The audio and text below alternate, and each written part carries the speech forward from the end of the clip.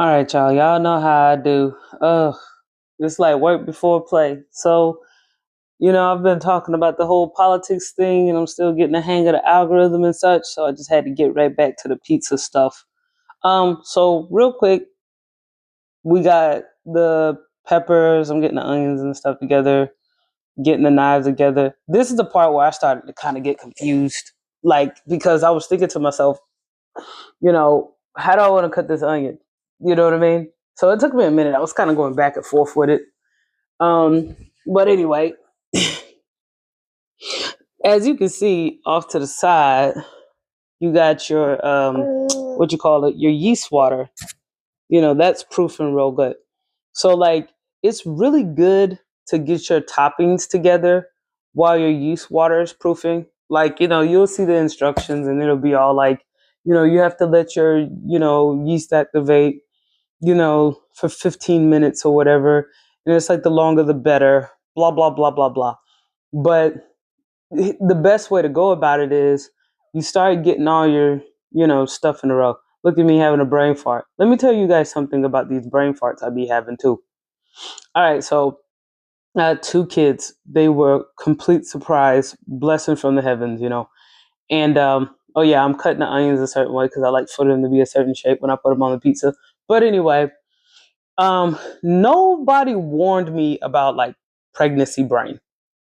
So like sometimes you guys might kind of see me kind of like skip, you know what I mean, or like buffer a little bit because like sometimes I just be forget. I be like, who am I? Like, where am I? You know what I mean? That postpartum, it is not a game, And I have to say this. This is why it's so important for young ladies, well, young people, but women in particular, young girls. We gotta do chores.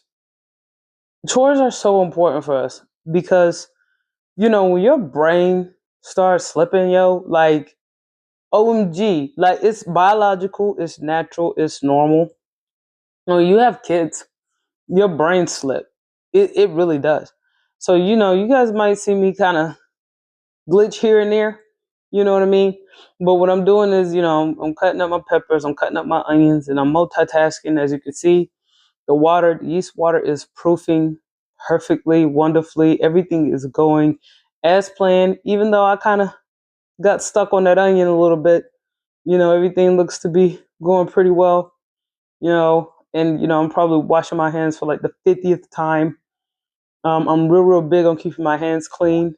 And, I'm kind of getting rid of, the, what you call it, the paper towels. I use a lot of paper towels. I wash my hands constantly, constantly, all the time. Because I tell you, like, nothing drives me crazier than somebody cooking and, they go to chop an onion and then they go close the door, and now the door smells like somebody's armpit. You know what I mean? It smells like an onion. Oh, yeah, yeah, yeah. I just wanted to show you guys the onion and peppers that I had left over. Here's another thing too. People always say that fruits and vegetables cost a lot of money. It hasn't been my experience. Fresh fruits and vegetables, they don't cost a lot. It's just a matter of, preserving them. And, a lot of times people they don't have their own fridge. A lot of people are like in roommate situations and stuff like that, and I get it. But when you can come back to a pepper or onion, it is amazing.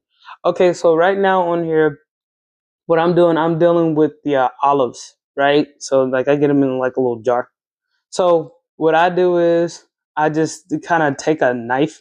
Well, you just saw me like pour some of the juice of the olives off. It's so important to pour the juice first because if you start just trying to pull the olives out of there onto your chopping block, you're gonna get juice all over the place. This is gonna get really messy really, really fast. So it's good to pour some of that juice, and in my opinion, it's really good to pour that juice onto your peppers and onions because it's really gonna soak up that flavor. And now you guys can see me once again, kind of having a brain fart with the olives. Sometimes they can be some stubborn little boogers in there, and pouring a little bit more juice off of it for the next time. And that's the beautiful thing about olives too. You can come back to them, putting them bad boys in the fridge. Oh, my daughter's got the microphone. Oh, give mommy the mic back, baby.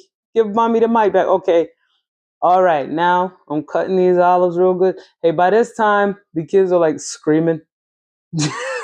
Because when I go to chop fresh vegetables, they just love they love, man, they just love to have like some olive on their tongue, or they love to, chew a little bit of red pepper or green pepper. So, in the background, that's why I kind of had to do this voiceover, because sometimes my kids can get a little gangster. I mean, for the most part, they're pretty well behaved kids, but they do get a little bold. So, I'm being extra, extra careful. You know, you know what I'm starting to realize? I remember when I was growing up in the hood, and I was told that people don't people in the hood don't like olives because they look like roaches, and I just thought that was so ridiculous. But after watching this video, I think I can see what they're talking about. That's pretty gross.